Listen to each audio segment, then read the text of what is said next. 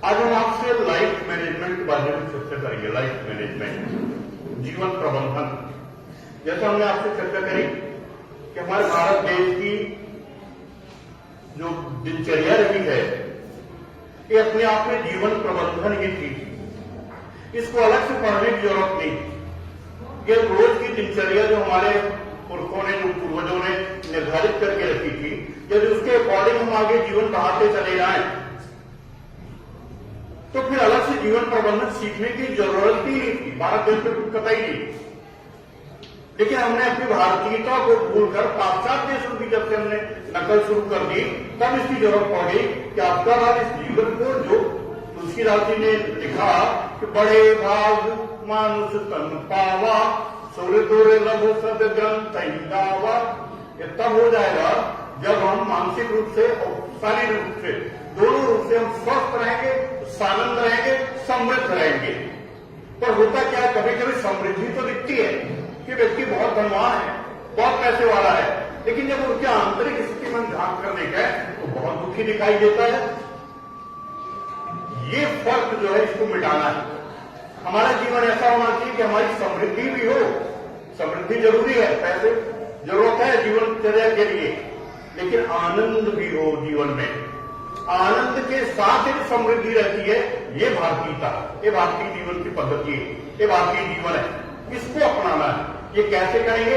इसमें जो हमारे भारत देश में बहुत महापुरुष रहे हैं, हम महापुरुषों के रूप में बहुत धनी लोग हैं। एक बार एक चाइनीज आया, पूरे भारत देश में घूमता रहा। लोगों ने पूछा उससे कि आपको भारत कैसा लगा? बोले हाँ बहुत अच्छा लगा, ताजमहल बहुत अच्छा लगा, कुतुब मीनार बहुत अच्छी लगी, भाखड़ा नगर डैम की भव्यता देखकर आनंद आ गया। लेकिन मैं जब जौनपुर गया, वहां लाला रामस्वरूप का कैलेंडर देखा, तो उस कैलेंडर में देखा कि वो काली पुती हुई है, काले काले धब्बे देश में। लोगों से पूछा ये क्या है? बोले हमारे महापुरुषों का जन्म दिवस है। क्या करते हैं? काली क्यों पुती है? क्या है, उस दिन हम छुट्टियां मनाते हैं। बोले एक महीने में इतने सारे महापुरुष, तो साल में तो बहुत ज्यादा महापुरुष हुए होंगे। बोले हाँ, हमारे तो महापुरुषों की धरती है। महापुरुष तब आता है जब उसके आने की आवश्यकता होती, जरूरत लोग महसूस करते हैं। तब उसको लगा कि भारतीय भूलने के आदि हैं।